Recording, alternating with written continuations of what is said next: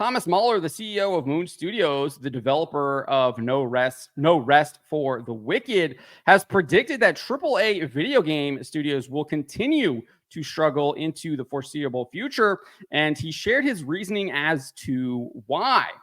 I wrote this up over at thatparkplace.com. You can find the link in the description below. You can also find a link to become a channel member where you can help support me as we fight back against this woke ideology that is infecting the video game industry, it is affecting the movie industry, it is affecting the television industry, it is affecting entertainment at large, and we must excise this out of our entertainment so we can get back to what entertainment is supposed to offer us, which is escapism, consolation, and at the very, very final form of entertainment, it does offer us a hint of evangelium, as J.R.R. Tolkien explains so effortlessly in his On Fairy Stories essay, which I love to cite.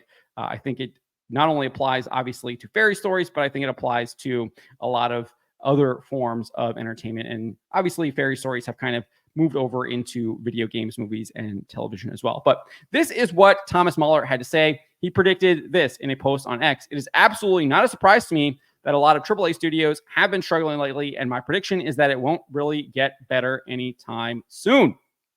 Now, I don't think that's really hard to say. Been saying that for a very long time, whether it comes to movies, television, or video games. If you've been following my work for any number of years, whether it's here on YouTube or when I was at Bounding into Comics, or whether it is at thatparkplace.com, you know that I have been saying this. So that's not hard to predict, right? But I think his explanation is really interesting. And I think he provides kind of a unique perspective on why he is making this prediction. He says this: I know it sounds absurd, but most of the game studios out there that hit it big were at one point just a small group of passionate folks that wanted to make games together.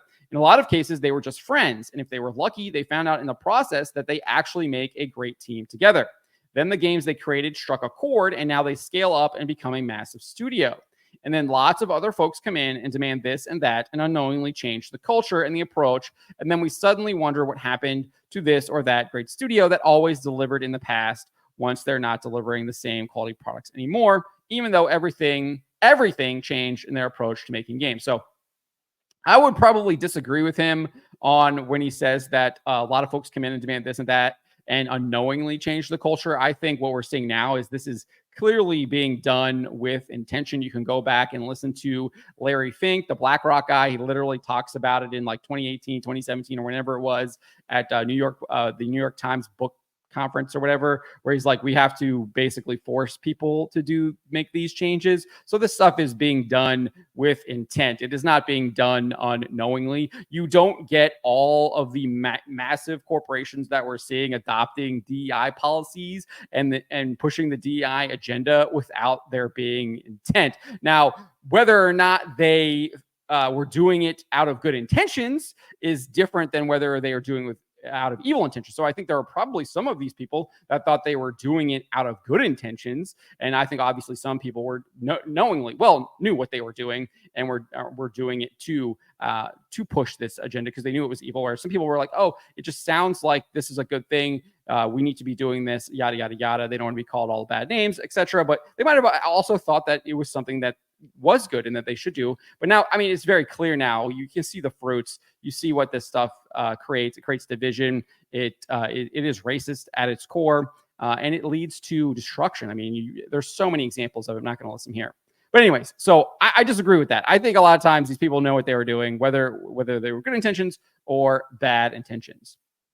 But clearly, when you get this in, everything does change, right? It does change because DEI does change how you make games because it applies this artificial layer of how you have to make the games. We see this in all of the documents that these AAA video game studios have, whether it's Microsoft, whether it's their subsidiaries, Activision, Bethesda, Ubisoft, CD Projekt Red, the list goes on and on and on. Sony, PlayStation, all of their subsidiaries, they all have these DEI departments and they have DEI policies. And a lot of times they have DEI reports where they tell you how they are literally changing the video game industry and even how they make games. And there's sometimes Microsoft literally has like a flow chart, like manual on how to make games more diverse and inclusive.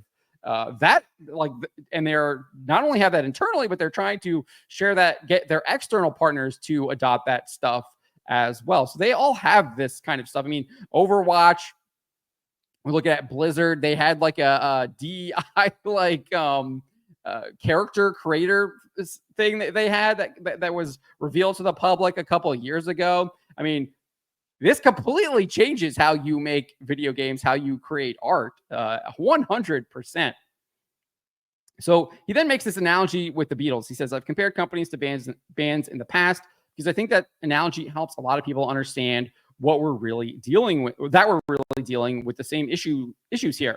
Take the Beatles. They become successful, but now their record company tells John, Paul, Ringo, and George how they should write their songs. And by the way, now they should also hire Lisa Stewart, Shane, and Mary and have them be part of the songwriting team so they can produce more stuff. And of course, these new folks should have the same say because otherwise we might just face diversity issues. Does anybody really think we would have gotten the same output they had by doing it this way? Obviously a rhetorical question, and he answers, no, of course not. And it's no different for game studios or any other group of talented people that produce art together. He then concluded, you have to keep that magic alive that made it all work in the first place. We're dealing with humans here, and all too often the industry seems to forget that. I 100% agree that you have to keep the magic alive, but the whole purpose, in my opinion, of the DEI agenda, of all of these woke ideologies being injected into these industries is to kill the magic. It is to kill the magic. They do not want you to be creative. They do not want you to provide that hint of evangelium to people who are either playing the game, reading your book, watching your movie, watching your show. They don't want you to find consolation. They don't want you to find escape. That is the purpose. I always go back to that line that Kylo Ren says in The Last Jedi, let the past die, kill it if you have to. And I think it also applies to magic here. Let the magic die, kill it if you have to. And that's exactly what they try to do. And you can see this through the ideologies that they push. Their ideologies do not raise people up. They always are bringing people down, dividing people, degrading them, and at the end of the day, destroying them, whether that is mentally, emotionally, or in many cases, physically as well. That's what happens. That's what these ideologies do. They destroy. They are wrong. And he actually recognizes this. I mean, he has this post here on X where he explains why he agrees with Elon Musk's assertion that DEI kills art. And it does. It does kill art. Mueller says, I never retweeted anything from Elon before because I'm a game designer, but I very much agree with this statement. The problem with DEI isn't in its principle, but in the way it's being implemented. I think he's 100% wrong with that sentence. It's just not true. DEI, it is wrong in principle, right? It is wrong in principle. Like I said, it's divisive, it's destructive, it's racist at its core, etc. A lot of times it is also divides people based on their sex, because a lot of times you see that they prevent men from participating in a lot of things. You can look at CD Projekt Red's scholarship program where they only allow women. They do not allow men to participate in that. So you see this. You see this. That is how it operates. It is not how it's implemented. It is in principle wrong. What's interesting here is I think he gets it, but he just didn't say it right here, because in the next paragraph here, he says, years before DEI became a thing, we had Quentin Tarantino, a white director, make a movie about a badass black dude who buddied up with a white dude. My point being, just let artists be artists and DEI will happen naturally. Ultimately, a good message has to come from the heart and not from indoctrination. But that's all what DEI is, right? DEI is indoctrination. The idea that you actually recognize the dignity of your fellow man, regardless of what they look like or how they were born or where they were from, that is very different from DEI. That is Christian.